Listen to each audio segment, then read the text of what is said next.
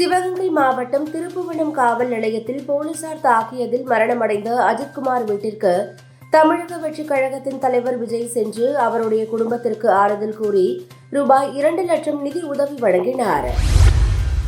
சாத்தான் வேதம் ஓதுவது போல திருப்புவனம் இளைஞர் அஜித்குமாரின் குடும்பத்தினரிடம் உங்களுக்கு நீதி கிடைக்கும் வரை அதிமுக துணை நிற்கும் என எதிர்க்கட்சித் தலைவர் எடப்பாடி பழனிசாமி பேசி இருக்கிறார் என்று திமுக அமைப்பு செயலாளர் RS பாரதி தெரிவித்துள்ளார்.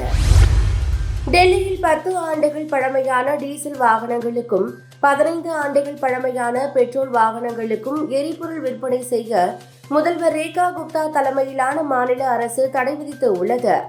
இது தொடர்பாக எதிர்க்கட்சித் தலைவர் அதிஷி கூறுகையில், பாஜகவின் துக்ளக் சீர்திருத்தங்கள் மூலம் ஒரே இரவில் 62 லட்சம் வாகனங்கள் சாலைகளில் இருந்து மறைந்துவிடும். தற்போதைய தடை இருசக்கர வாகனங்களை பெரிதும் நம்பியுள்ள தொழிலான வர்த்தகத்தை கடுமையாக பாதிக்கும்.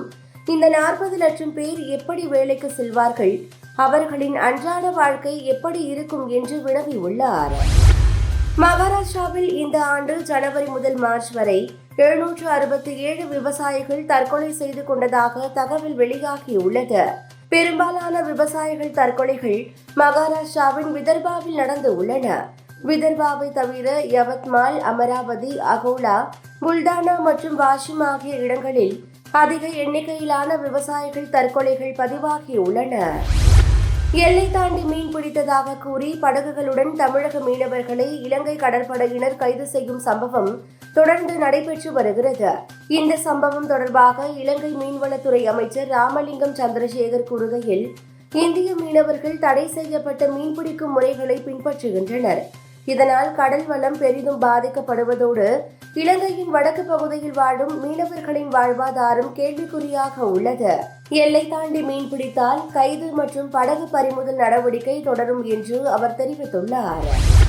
கணினி தொழில்நுட்ப நிறுவனமான மைக்ரோசாப்ட் இந்த ஆண்டில் 4வது முறையாக மீண்டும் ஊழியர்கள் பணிநீக்க நடவடிக்கையை மேற்கொண்டு உள்ளது.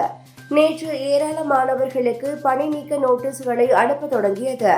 ப்ளூம்பர்க் நிறுவன அறிக்கையின்படி இந்த முறை மைக்ரோசாப்ட் நிறுவனத்தில் 9,000 பேர் பணி நீக்கம் செய்யப்படலாம் என்று தெரிய வருகிறது.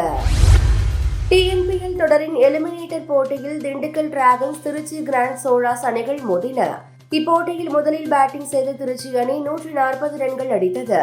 இதையடுத்து 141 ரன்கள் எடுத்தால் வெற்றி என்ற இலக்குடன் களம் இறங்கிய திண்டுக்கல் டிராகன்ஸ் அணி 16.4 ஓவர்களில் 4 விக்கெட்டுகளை இழந்து 143 ரன்கள் எடுத்து வெற்றி பெற்றது.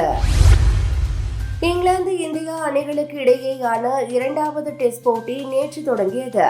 இப்போட்டியில் முதலில் பேட்டிங் செய்த இந்திய அணி முதல் நாள் முடிவில் 5 விக்கெட் இழப்பிற்கு 310 ரன்கள் அடித்து உள்ளது. கேப்டன் சுப்மன் கில் சதம் அடித்து அசத்தினார். கில் 114 ரன்களுடனும் ஜடேஜா 41 ரன்களுடனும் அவுட் ஆகாமல் களத்தில் உள்ளனர்.